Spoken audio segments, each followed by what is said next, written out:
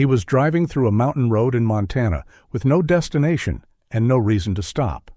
The storm was getting worse, the kind that erases tracks and decisions at the same time. Then he saw the dog. A German shepherd stood in the middle of the road, frozen, silent, refusing to move, not barking, not running, just staring straight at his headlights. Lucas slowed down, thinking it was just another abandoned animal. He was wrong. When he stepped out into the snow, the dog didn't threaten him. It warned him. Only then did Lucas notice what the dog was protecting. A man barely alive inside an old truck. A life held together by loyalty and warmth. And Lucas had a choice. Drive away and survive the storm. Or stop and change everything. What happened next would test his faith, his past, and the meaning of never leaving your pack behind. Winter held Eagle Pass, Montana, in a hard grip. Snow fell thick and steady, flattening the landscape and swallowing the narrow mountain road that cut through the pine forest. Wind moved low between the trees, carrying ice and silence, leaving the world colorless and close. Lucas Reed drove alone. He was 41, tall and broad-shouldered, built lean and solid from years of military discipline. His dark brown hair was cropped short, gray beginning to show at the temples. A trimmed beard lined his jaw, and his gray eyes stayed calm and focused, trained to observe without reacting. He wore a standard U.S. Army OCP camouflage jacket, long sleeves, collar raised, the fabric practical and worn. The uniform was not a statement. It was simply familiar. Since leaving the SEALs, Lucas had learned to keep moving. Stillness invited memories. Driving gave him distance from them. He had no destination that morning, only the instinct to stay on the road while the storm erased everything else. As the truck rounded a bend deep in the forest, Lucas eased off the accelerator. Something stood ahead. At first, it looked like a shadow against the snow, too dark and upright to be part of the trees. The headlights caught it fully, and Lucas pressed the brakes. The truck slid slightly before stopping. A German shepherd stood in the middle of the road. The dog was large, lean, its black and tan coat dusted with snow. One ear stood straight, the other tilted slightly forward. Its stance was firm, legs braced, body angled squarely toward the truck. It did not bark. It did not step back. Its amber eyes locked onto Lucas with steady focus. Lucas shut off the engine and opened the door. Cold rushed in. He stepped down slowly, boots crunching into the snow, hands relaxed at his sides. "Easy," he said quietly. The dog did not move.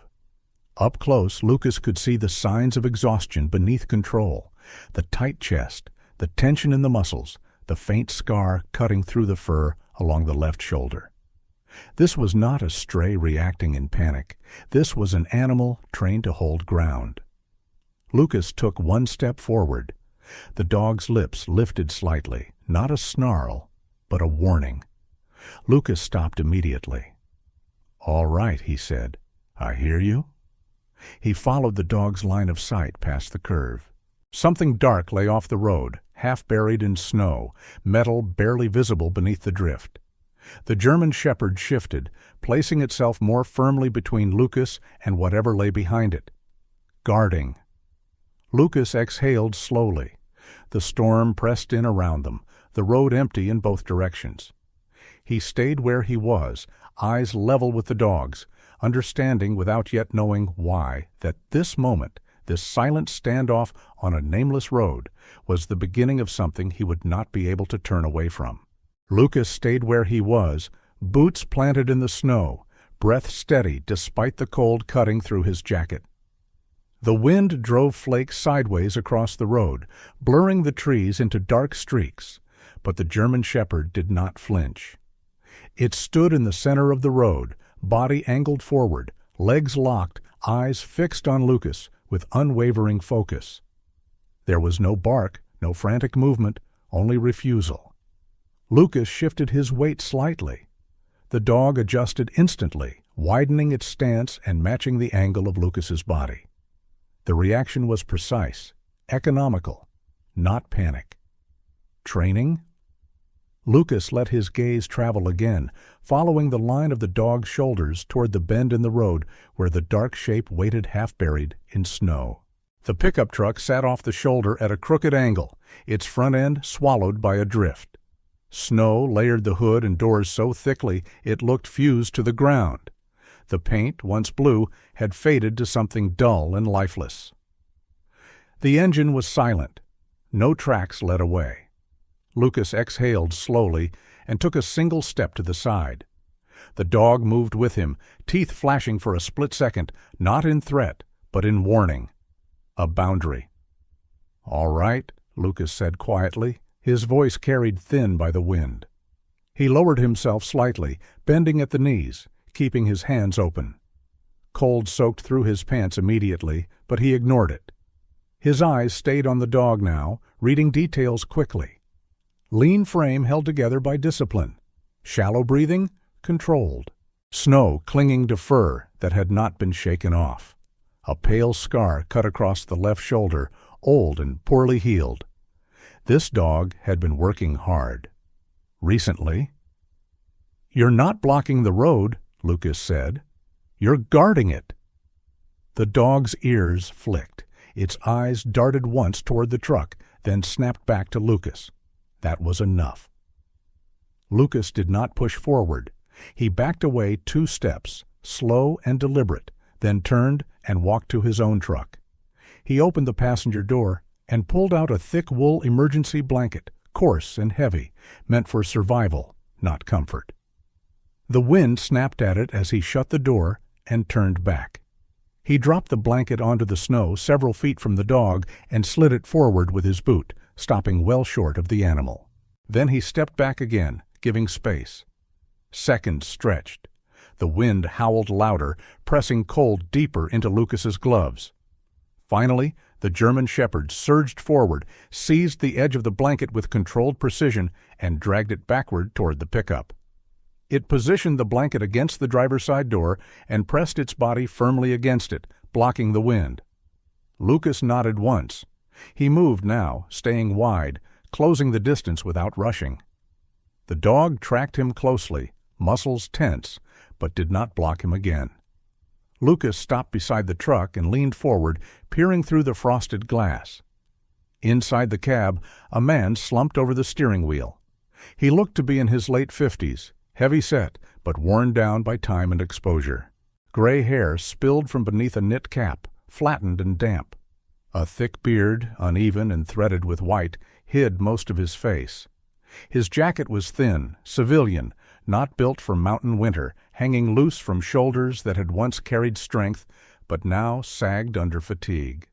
One hand rested limp against the door, fingers pale and stiff. Lucas knocked hard on the window. No response. He knocked again, louder. Nothing. "He's out," Lucas muttered. The dog growled low, panic bleeding through its discipline, body pressing harder against the door. Its breath came fast now, sharp bursts of steam. "I need to check him," Lucas said. The growl deepened, raw and desperate. Lucas crouched, bringing himself level with the dog's eyes. "If I don't," he said evenly, "he dies." The dog froze. Its body trembled, torn between instinct and trust. For a long moment, the storm filled the silence. Then the German shepherd took a single step back, reluctant, shaking. Lucas moved immediately. He tried the driver's side door. Locked. He rounded the truck, boots sinking deep into snow, and forced the passenger door open with a sharp pull. Cold rushed into the cab, frosting the air. The man did not stir.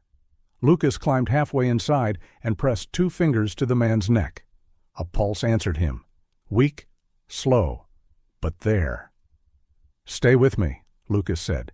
He shook the man's shoulder firmly. "Hey, open your eyes." A faint groan escaped the man's throat. Nothing more. Lucas scanned the cab fast. Empty coffee cups, a worn duffel bag on the floor. No blood, no smell of alcohol, just cold. Too much of it. He backed out and turned toward the dog. "I'm getting him out." The dog barked once, sharp and urgent, then crowded closer, refusing to be left behind. "Good," Lucas said. "Stay there." He hauled the man from the seat, muscles straining, and lowered him onto the snow. The wind cut into exposed skin immediately. Lucas wrapped the blanket tight around the man's torso and shoulders, tucking it in fast, sealing in whatever heat remained. The man groaned again, faint but alive. "That's it," Lucas said. "You're still here." The German shepherd pressed its body against the man's side, sharing warmth, eyes locked on Lucas now with urgency instead of warning. Lucas pulled out his phone. No signal. The mountains swallowed everything, just as he expected. He looked down the road. Empty. Then back to his truck. Then at the man and the dog. "All right," Lucas said. "We move." He lifted the man again and began the short, brutal walk back to his truck. The dog stayed tight against them, matching every step, legs trembling but refusing to lag. Lucas loaded the man into the back seat and shut the door. The German shepherd hesitated for only a heartbeat before jumping in, settling low beside the unconscious body, pressing its flank protectively against him. The truck rolled through Eagle Pass under thinning snow, the storm loosening its grip as the town lights came into view. Lucas drove with steady hands, eyes moving between the road and the back seat. Frank lay wrapped in the wool blanket, breath shallow but present. The German shepherd stayed pressed against him, body curved protectively, head lifting at every stop and turn. The dog had not looked at Lucas since they left the road. Its world had narrowed to one man. The county hospital sat at the edge of town, low and practical, a single glowing sign cutting through the gray. Lucas parked close to the entrance and moved fast. Cold rushed in as he opened the back door. The dog tensed but did not resist as Lucas slid his arms under Frank's shoulders and lifted him out. Inside, warmth struck hard. Disinfectant and old coffee hung in the air. A nurse looked up from the desk and reacted instantly. Her name tag read Sarah Whitman. She was in her early 30s, tall and lean, dark hair pulled back tight, eyes alert in a way that came from long shifts and worse nights. She spoke clearly, without panic, guiding Lucas toward a gurney while calling for help. Frank was transferred quickly. Sarah checked his pulse and pupils, her movements efficient and controlled. Another nurse joined her, older, quieter, and together they pushed the gurney toward the back. The German shepherd stepped forward, blocking their path with a low warning sound that cut through the room. "It's all right," Lucas said calmly. "He won't hurt anyone." Sarah paused, studying the dog. She had seen fear, violence, and confusion in the ER. This was something else. Loyalty sharpened into instinct. "We need to take him in," she said, not unkindly. Lucas crouched, meeting the dog's eyes. "Stay," he said. "I'll be right here." The dog hesitated, muscles tight, then stepped aside just enough to let the gurney pass, eyes never leaving Frank until the doors closed and the sound cut clean. Lucas waited while paperwork moved across the counter. When Sarah returned, she nodded once. "We've got him," she said. "Hypothermia, dehydration. He'll make it." Lucas exhaled. He nodded and left without ceremony, leading the dog back into the cold. The cabin waited beyond town, tucked into trees the plows no longer bothered with. Lucas lit the stove and fed the fire until warmth spread slowly through the small space. The dog stood just inside the door, alert, scanning, snow melting into dark patches along its coat. In the light, the dog looked older than Lucas had first thought, maybe 6 or 7, muzzle faintly grayed beneath the black and tan. The scar along the left shoulder stood out now, pale and jagged, the mark of something survived. Lucas set down a bowl of water. The dog sniffed it, drank briefly, then returned to its position near the door, lying down without resting. Guarding out of habit. Hours passed. The storm softened to a steady fall. The fire crackled low. Lucas sat near it, elbows on his knees, watching the dog and listening to the quiet settle. His phone rang. The sound felt sharp in the silence. Lucas answered immediately. "Reed." "This is Sarah Whitman," the voice said. Her tone was calm but tired. "I'm calling from the hospital." Lucas straightened. "How is he?"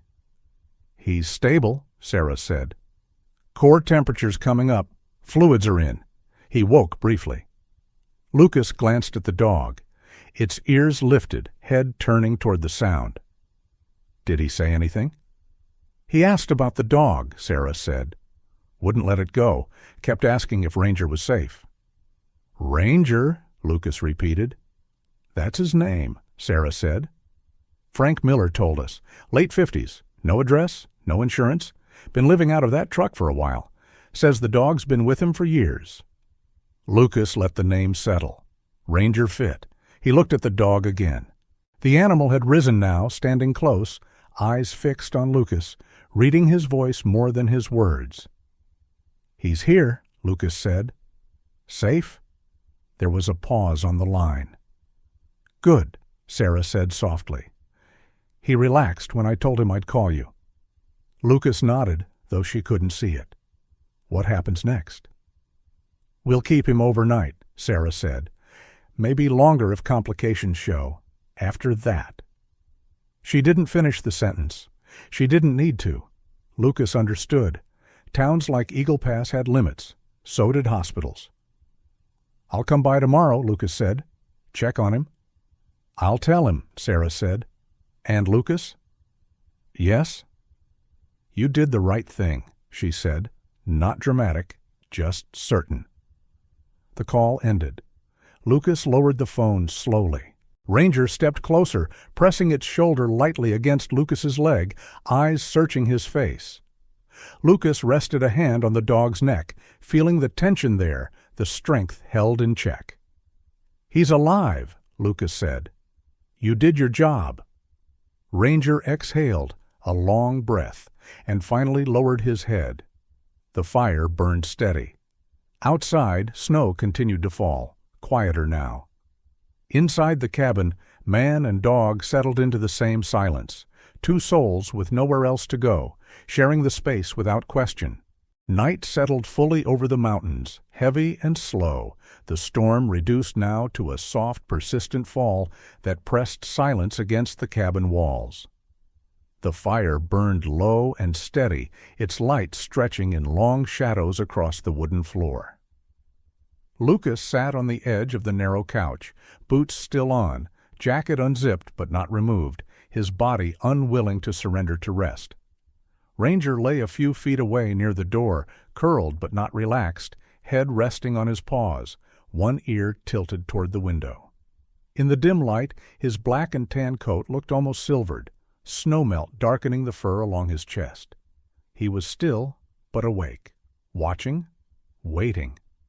Lucas leaned back and closed his eyes. Sleep came in fragments. At first there was only darkness and the sound of wind, but it did not stay that way. The darkness shifted, thickened, and the wind became something else entirely. Heat pressed in from all sides. Sand stung his face. The air tasted like metal and smoke. His body moved without permission, muscle memory dragging him forward while his mind lagged behind. Voices shouted over radios. Someone screamed his name. He turned too late. The explosion ripped through the ground. Lucas jerked awake with a sharp intake of breath, fingers digging into the cushion beneath him. His heart hammered, fast and violent, the rhythm too familiar. The fire snapped loudly, sending a shower of sparks up the chimney. Ranger was on his feet instantly. The dog crossed the room in 2 strides and stopped short of Lucas, body angled protectively, eyes wide, ears high. A low sound rose from his chest, not aggressive, but alert, tuned to Lucas rather than the room. "I'm fine," Lucas said hoarsely. The words were automatic, meaningless. He wiped a hand over his face and stood, pacing once, then again, boots heavy on the floorboards. The images clung stubbornly. A convoy, a narrow road, a command given too late. He had lived through worse nights than this, but survival did not make memory merciful. Ranger tracked him closely, moving when Lucas moved, stopping when he stopped. Each time Lucas slowed, the dog closed the distance just enough to stay within reach, never touching, never crowding. A handler's instinct, stripped of uniform and leash, still intact. Lucas noticed the behavior even through the haze. "You don't miss much," he muttered. Ranger's tail thumped once against the floor, soft but deliberate. Lucas poured himself a glass of water and drank it in one pull, then another. His hands still shook. He leaned against the counter until the tremor eased, then slid down to sit on the floor, back against the cabinet, knees drawn up slightly. The posture was unguarded in a way he rarely allowed. Ranger hesitated, then approached, careful, measured. He lowered himself beside Lucas, close enough that their shoulders nearly touched, body turned outward, placing himself between Lucas and the rest of the room. His breathing was slow now, steady, a grounding presence. The next wave came without warning. Lucas's head dipped forward, chin dropping toward his chest as the sound of rotor blades filled his ears. The cabin walls fell away, replaced by open desert and night vision green. He smelled oil and dust, felt the weight of gear cutting into his shoulders. Someone shouted. Another body fell. The memory slammed into him with physical force, dragging a sound from his throat before he could stop it. Ranger reacted instantly. The dog pressed in hard, flank against Lucas's side, shoulder firm, solid. A sharp bark cut through the room, not loud, but commanding. Ranger's head lifted, eyes locked on Lucas's face, pulling his focus back. Lucas gasped and blinked, the room snapping into place again around him. The fire, the walls, the night. He swallowed hard and rested his forearms on his knees, breathing slowly until his heart obeyed. "Easy," he whispered. He wasn't sure who the word was for. Ranger stayed pressed close, muscles tense beneath his fur, eyes never leaving Lucas. In the firelight, Lucas could see the age in him more clearly now. The faint gray at the muzzle, the stiffness when he shifted his weight, the scarred shoulder that had likely never healed right. This dog had not been abandoned recently. He had been left behind after serving a purpose, cast aside when the work was done. Lucas understood that kind of ending. "You were trained to wake someone," Lucas said quietly, voice rough but steadying. "Ground them. Bring them back." Ranger flicked an ear. His breathing slowed, but he did not move away. The rest of the night passed in broken stretches. Lucas drifted, woke, drifted again. Each time the dreams pressed too close, Ranger responded, sometimes with a bark, sometimes with pressure, once with a low whine that cut through Lucas's chest, sharper than any noise. The dog never slept deeply. Neither did Lucas. Near dawn, the fire burned down to embers. The sky beyond the small window shifted from black to dark blue, the snow outside glowing faintly. Lucas sat against the wall, eyes open now, exhaustion settling into his bones like weight. Ranger lay beside him, head resting against Lucas's thigh at last, eyes closed but ears still working. Lucas looked down at him. "You don't shut off," he said. Ranger's tail moved once. Lucas let his head fall back against the wall. He thought of Frank in the hospital bed, of the way the man had asked for Ranger even before he'd asked where he was. He thought of the way Ranger had stood in the road, unmovable, of the way he had not flinched from the storm or the truck or the threat of losing the only person he had left. Two souls, Lucas thought, staring at the ceiling. Both trained to endure. Neither taught how to stop. When morning finally arrived, it did not bring relief. It brought clarity. Lucas rose slowly, joints stiff, and fed the fire again. Ranger stood with him, stretching carefully, favoring his scarred shoulder just enough that Lucas noticed. He filed the detail away without comment. Outside, the storm had passed, leaving the world muted and bright under fresh snow. Inside the cabin, the air was warm, still, heavy with the remains of a long night. Lucas poured coffee and took a single sip, then set the mug aside untouched. He looked at Ranger again, at the way the dog watched him now, not as a threat, not as a stranger, but as something fixed. "Looks like we're both still here," Lucas said. Ranger's ears lifted. His eyes were steady. Morning light crept into the cabin in pale bands, catching the dust in the air and the thin steam rising from Lucas's coffee. The night had left its mark. His eyes burned with the dull ache of little sleep. His shoulders held tension he had not shaken loose. Ranger lay near the stove, awake but still, head lifted whenever Lucas moved, his scarred shoulder angled carefully away from the heat. Lucas pulled on his jacket and stepped outside. The storm had passed, leaving the world scrubbed clean and bright, snow piled high along the trees and rooflines. The road beyond the cabin was quiet. Too quiet. He stood there for a moment, breathing in the cold, then went back inside. A knock came at the door. Lucas's body reacted before thought. He crossed the room and opened it to find an older woman standing on the porch, bundled in a wool coat the color of faded moss. She was in her late 60s, small but straight-backed, with silver hair pulled into a neat knot at the nape of her neck. Her eyes were calm, observant, the kind that noticed small details without lingering on them. She held a canvas bag over one shoulder and a paper sack in her other hand.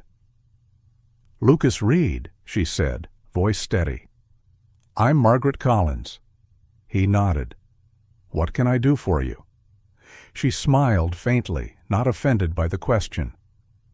"Sarah Whitman called me," she said. "She said you brought in a man with severe exposure last night, and a dog." Ranger stood and moved closer, stopping just behind Lucas's leg, ears forward. Margaret noticed him immediately, but did not reach out. She simply looked, taking in the posture, the scars, the alert stillness. "I used to be a nurse," she said. "Retired now. I also worked with service dogs for a long time, military and law enforcement mostly. When Sarah mentioned the dog, I thought I should come by." Lucas hesitated, then stepped aside. "Come in." Margaret entered the cabin slowly, respectful of the space. She set the paper sack on the counter and slipped the canvas bag from her shoulder. Ranger tracked her every step, body tense but quiet. "He won't bite," Lucas said. "I know," Margaret replied. "He's not afraid. He's watching." She crouched part way, keeping her movements deliberate, her hands resting loosely on her knees. "Hello there," she said to Ranger, her tone low and even. "You've had a long night." Ranger's ears twitched. He did not move closer, but he did not retreat. Margaret nodded to herself. "He's older," she said. 6 or 7, maybe more. Strong joints, but compensating on the left side. Lucas glanced at the scar. "Shoulder." "Yes," Margaret said. "That one didn't heal clean." She stood and looked at Lucas. "May I?" Lucas hesitated only a second. "All right." Margaret approached Ranger slowly, stopping well within arm's length, but not reaching out. She knelt fully now, resting on one knee, keeping her profile narrow. "Easy," she said softly. Ranger shifted, then held still. Margaret extended the back of her hand, stopping short of contact. Ranger leaned forward just enough to sniff. His breathing changed, the sharp edge softening slightly. "There it is," Margaret murmured. She straightened and turned to Lucas. "He's not a stray." Lucas did not respond, but his jaw tightened. "I've seen this posture before," Margaret continued. "The way he positions himself between people, the way he responds to distress, the way he never fully rests. That's training. K-9 training." Lucas crossed his arms. He was guarding a man in a truck. "Frank Miller," Margaret said. "Sarah told me." Lucas nodded. He wouldn't leave him. Margaret's eyes softened. They rarely do. She moved to the counter and opened the paper sack, pulling out a thermos and 2 cups. "Tea," she said. "Ginger. Helps with shock.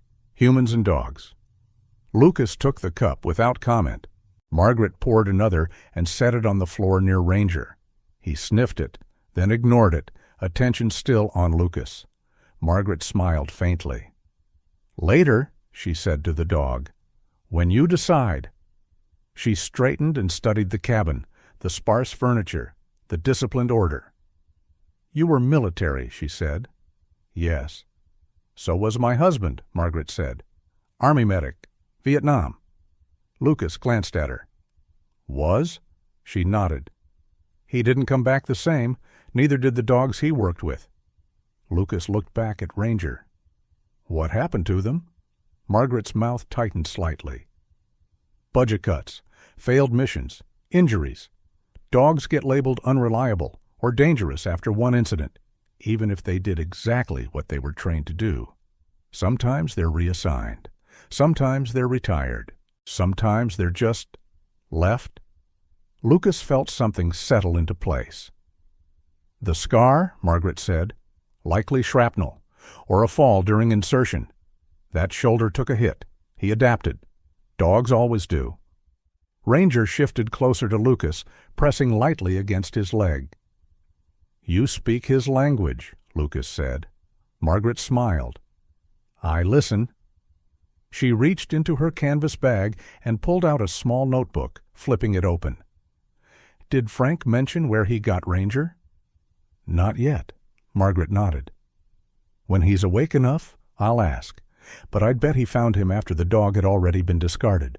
Or the dog found him. It usually goes that way." Lucas looked down at Ranger again. "He reacts when I wake up at night." Margaret's eyes sharpened. "How?" "He grounds me," Lucas said. "Pressure. Sound. Doesn't let me drift." Margaret nodded slowly. "Classic intervention response. He was trained to recognize panic and disorientation, probably for extractions." Lucas closed his eyes briefly, then opened them. "So he failed a mission?" "No," Margaret said firmly. "Someone else did." Silence settled between them. Outside, snow slid from a branch with a soft thump. Margaret finished her tea and stood. "Frank will need time," she said, "and help. The shelter's full. The system moves slowly." Lucas said nothing. "And Ranger," Margaret continued, "needs stability, routine, someone who won't disappear." Ranger lifted his head, ears forward. Margaret looked at Lucas. "I'm not here to tell you what to do." Lucas met her gaze. "You already did." She smiled, not denying it. "I'll check on Frank this afternoon," she said. "If you want to come by, Sarah can arrange it." Lucas nodded. "I will." Margaret moved toward the door, then paused. "One more thing," she said. "Dogs like him don't choose lightly. If he's here, it's because he decided to be." She opened the door and stepped back into the snow. Lucas watched her walk away until the trees swallowed her up. Inside, Ranger remained at his side. Lucas exhaled slowly. "So you're not lost," he said. "You were left." Ranger's tail moved once. Lucas set his empty cup down and fed the fire again. The cabin warmed. Outside, the snow began to melt in thin lines along the roof. For the first time since the storm, Lucas felt something shift. Not relief, not hope, recognition. Late afternoon light thinned across Eagle Pass, washing the snow in pale gray and stretching long shadows between the trees. The cabin sat quiet beneath the pines, smoke rising straight from the chimney in the still air.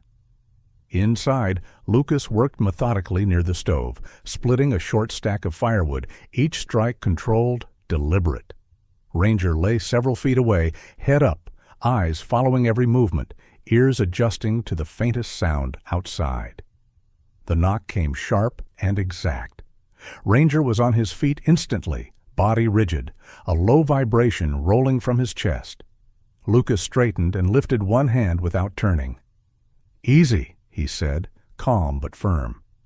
Ranger held his position, tension locked into every muscle.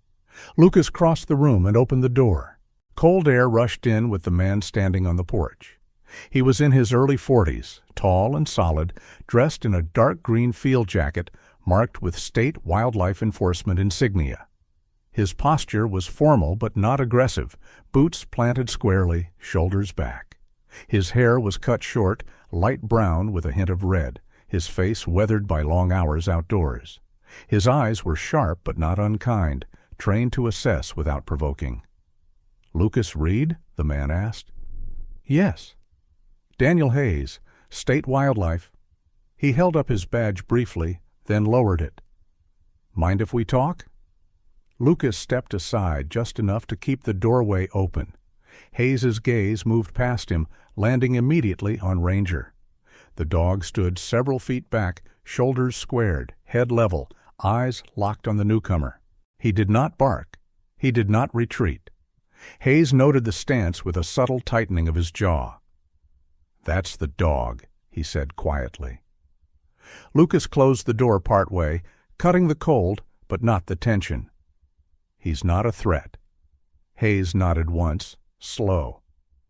"I hear that a lot. Still need to check." Ranger's growl deepened, controlled but unmistakable. Hayes stopped moving entirely, hands relaxed at his sides, voice steady. "Easy," he said, directing the word toward Ranger without meeting his eyes. Lucas stepped forward, placing himself squarely between them. "He responds to posture," he said, "not challenge." Hayes studied Lucas more closely now. The uniform jacket, the stillness, the way he didn't raise his voice. Recognition flickered. "Military," Hayes said. "Former?" Hayes exhaled softly. "That helps me understand," he said, "but it doesn't change protocol." He shifted his weight and glanced back toward the road. "We've had reports, large unregistered dogs in this area, livestock scares, people calling things in that look dangerous from a distance. When something like that lines up with a shepherd stopping traffic during a storm, I have to follow up." "He stopped me," Lucas said, "because someone would have died otherwise." Hayes did not dispute it. "I believe you," he said, "but belief doesn't sign paperwork." Ranger's eyes flicked briefly to Lucas, then back to Hayes. His breathing was shallow now, rapid beneath control. "What do you need?" Lucas asked. "Registration," Hayes said. "Vet records, proof of ownership." "He doesn't belong to me," Lucas replied. "His owner's in the hospital." "Name?" "Frank Miller."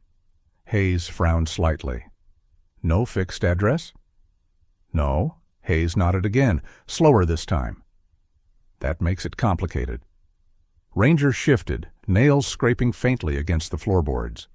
The sound echoed too loudly in the quiet cabin. Hayes raised a hand, palm out. "I'm not here to take him today," he said. "But if I can't verify him as domestic and under control, I'll have to come back with animal services." Lucas felt the words settle heavily. He glanced at Ranger, saw the way the dog leaned subtly toward him, the bond already forming without either of them naming it. "How long?" Lucas asked. 48 hours, Hayes said. "I'll file this as pending verification. After that, my hands are tied." "And if Frank can't claim him?" Hayes's mouth tightened. "Then the state does." Ranger let out a sharp bark, the sound breaking through the room. Hayes stiffened, reflexively shifting his stance. Lucas moved immediately, resting his hand firmly against Ranger's neck. "Stay," he said, voice low but absolute. Ranger froze, muscles trembling beneath his fur, eyes never leaving Hayes. Hayes watched the exchange closely. "You've got good control," he said. "That tells me something." "It should," Lucas replied. Silence pressed down between them. Outside, snow slid from a branch with a soft thud. Hayes finally nodded. "I'll give you the time," he said. "But understand this. I'm not the enemy. I'm trying to keep people and animals safe." Lucas met his gaze. "So am I." Hayes stepped back toward the door. "I'll be back," he said, "hopefully with paperwork." He left without another word. The door closed softly. For a moment, neither Lucas nor Ranger moved. The fire crackled, loud in the quiet. Ranger exhaled sharply and stepped closer, pressing his shoulder against Lucas's leg, eyes searching his face. Lucas looked down at him, jaw tight. "They think you're dangerous," Lucas said. Ranger's ears pinned briefly, then lifted again. Lucas rested his hand on the dog's head, feeling the tension slowly ease. "I'm not handing you over," he said. "Not without a fight."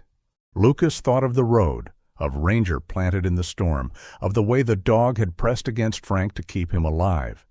He thought of Margaret's words, "Someone who won't disappear." "You're not taking him," Lucas said. Hayes's jaw tightened. "I don't want to," he replied. "But unless I can document ownership or confirm he's domestic and safe, I don't have much choice." Ranger's eyes flicked to the open door, then back to Lucas. His breathing quickened. Lucas turned to the dog and rested a hand briefly on his neck, feeling the tension there. "Stay," he said. He faced Hayes again. "Give me time." "How much?" 72 hours, Lucas said. "I'll get paperwork, vet records, a statement from the hospital, whatever you need." Hayes hesitated. He looked again at Ranger, then at the cabin, the fire, the woodpile stacked neatly by the wall. He saw discipline here, not chaos. "I can give you 48, he said. "After that, if he's still unregistered, I have to come back." "And if Frank can't claim him?" Hayes did not answer right away. "Then we evaluate," he said finally. Ranger barked once, sharp and distressed. He moved suddenly, circling Lucas, nudging him toward the back of the cabin with his shoulder. Instinct, raw and urgent. "Easy," Lucas said, but the dog did not listen. He moved again, faster, eyes darting to the door, then the window. Calculation burned there. Hayes took a step back. "He's stressed," he said. "That's not good." Lucas felt the moment tip. Ranger lunged past Lucas, pushing the door wider with his shoulder and bursting into the snow. His movement was clean and decisive, not panic, but purpose. "Ranger!" Lucas shouted, already moving. Hayes reacted instantly, reaching for his radio. "Dog's loose," he said, then stopped himself. He looked at Lucas, then toward the trees where Ranger vanished, a dark shape against white. "If he runs," Hayes said, "and someone reports him again, I won't be able to help you." Lucas grabbed his jacket and stepped into the cold. "Then don't," he said. "I'll bring him back." Hayes hesitated, torn between protocol and what he had seen. "I'll log this as a temporary sighting," he said. 48 hours. Lucas nodded once and ran. The forest swallowed sound almost immediately. Snow muted his footsteps as he crossed the clearing and plunged between the trees, flashlight cutting a narrow, shaking path through the dark. Ranger's tracks were visible for only a few yards before the falling snow began to erase them. "Ranger," Lucas called again, lower now. The wind answered, nothing else. Lucas slowed, forcing himself to listen. His breath came hard, chest tight with something close to fear. Then, beneath the wind, he heard it, a sound so small it almost vanished. A thin, broken cry. Lucas turned toward it, killing the flashlight for a moment to be sure. The sound came again, weaker this time, drifting up from downslope. He moved carefully now, boots sliding as the ground dipped into a shallow ravine where snow had piled deep. Halfway down, the crust beneath his foot collapsed and he dropped hard to one knee, pain flaring up his leg. He gritted his teeth and pushed on, heart hammering. The beam of light caught Ranger first. The German shepherd stood rigid at the bottom of the ravine, body curved protectively, head lowered, teeth bared toward the darkness beyond. He did not move as Lucas approached, Beneath him, something stirred. Lucas knelt and brushed snow aside with his gloved hands. A puppy lay half buried in the drift. German Shepherd, black and tan, no more than a few weeks old. Its fur was stiff with ice, sides shuddering with shallow breaths. One tiny paw twitched, then went still. Lucas swallowed hard and stripped off his jacket, wrapping the puppy gently and pulling it against his chest. The puppy whimpered faintly, then pressed weakly into the warmth. Ranger shifted just enough to allow it, never stepping away, his body still forming a barrier against the cold and the forest beyond. "You heard him?" Lucas whispered. "That's why you ran." Ranger's tail flicked once. The wind rose suddenly, howling through the ravine. Snow broke loose from above, sliding down in a heavy wave that buried the ground behind them. Lucas twisted aside just in time, heart pounding as white filled the air. "We're leaving," Lucas said. The climb back up was brutal. Lucas slipped twice, once hard enough to knock the breath from his lungs. Ranger stayed close, sometimes leading, sometimes bracing himself so Lucas could pull up. The puppy grew frighteningly quiet, its body light and fragile in Lucas's arms. Lucas spoke constantly, words spilling out without thought. "Stay with me. Don't you quit. You hear me?" At the top of the ravine, the cabin finally came into view, its window glowing faintly through the trees. Ranger surged ahead, reaching the clearing first, then stopped and turned back, waiting. Lucas staggered through the door moments later and slammed it shut. Warmth rushed over him. He dropped to the floor near the fire and laid the puppy onto a folded blanket. Ranger curled around the small body immediately, licking ice from its fur, pressing close, sharing heat. Lucas wrapped towels, rubbed gently, breathed warmth into the puppy's face. His hands shook violently now as delayed shock set in. Minutes passed. The puppy's chest rose, fell, then rose again, steadier. A soft sound escaped its throat. Not a cry, a breath. Lucas sat back hard on the floor. Ranger lowered his head beside the puppy, chin resting on the blanket, eyes heavy but fixed. His body trembled with exhaustion. "You wouldn't leave him," Lucas said quietly. Ranger's tail moved once. Outside, the storm raged on. Inside the cabin, the fire held. Lucas sat there on the floor, arm aching, jacket soaked, watching two lives breathe because one dog had run into the dark and one man had followed. The choice he had made earlier no longer felt like a decision. It felt inevitable. Morning came quietly this time, not as a rescue or a reckoning, but as a fact. Pale light filtered through the cabin window, touching the snow with a softness that felt earned. Lucas sat on the floor beside the stove, back against the wall, eyes open, though he had barely slept. Ranger lay stretched near the fire, his breathing deep and even now, exhaustion finally claiming him. Between his forelegs, wrapped in towels and blankets, the puppy stirred. The little German Shepherd was still fragile. His fur, darker than Ranger's, lay flat against his thin body, ribs faint beneath the skin. One ear flopped uselessly, the other twitching at every sound. He breathed, shallow but steady. Alive. Lucas watched the rise and fall of the small chest until his shoulders finally eased. Ranger lifted his head slowly and looked at Lucas. There was no alarm in his eyes now, only presence. "You held the line," Lucas said quietly. "Both of you." Ranger's tail thumped once against the floor. By mid-morning, Lucas was on the road again, the puppy secured against his chest inside his jacket, Ranger riding alert but calm in the back seat. The storm had broken completely, leaving the highway wet and glinting under thin sunlight. Eagle Pass appeared ahead, the town smaller now that Lucas knew it was not temporary. The hospital doors slid open to warmth and sound. Sarah Whitman looked up from the desk and froze for half a second when she saw them. She moved fast, dark hair pulled back, posture straight despite the fatigue in her eyes. She had the look of someone who stayed composed because people depended on it. "What happened?" she asked. Lucas showed her the puppy. Sarah's expression softened instantly. "Oh my God," she said quietly. "How old?" "Few weeks," Lucas replied. "Found him in the ravine." She didn't ask how close it had been. She didn't need to. She waved them through, already calling for supplies. "We'll warm him slowly," she said. "No shock." Frank was awake when Lucas saw him.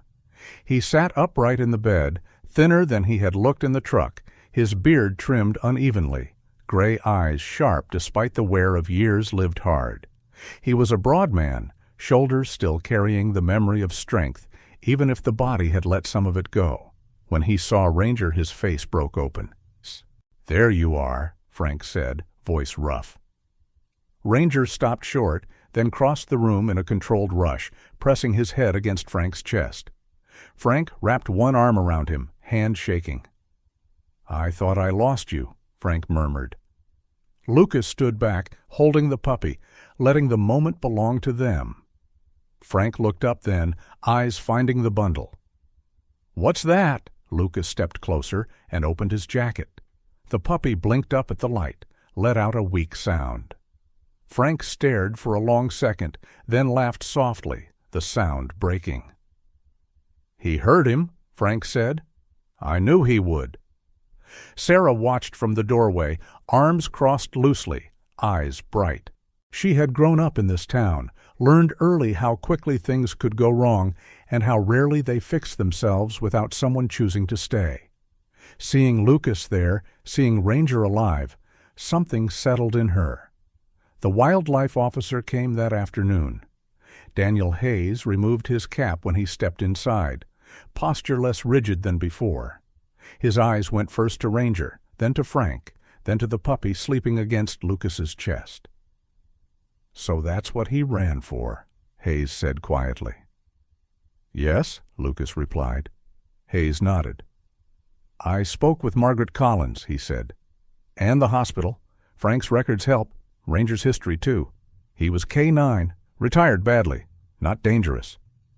Ranger watched him closely but did not growl. "I filed the report," Hayes continued. "Domestic. No seizure. No removal." Lucas let out a breath he hadn't realized he was holding. Frank cleared his throat. "He saved my life," he said. "More than once." Hayes met his gaze. "Looks like he saved more than one," he replied. Frank stayed in the hospital another week. Lucas stayed nearby. He slept in the truck some nights, in the cabin others, never far.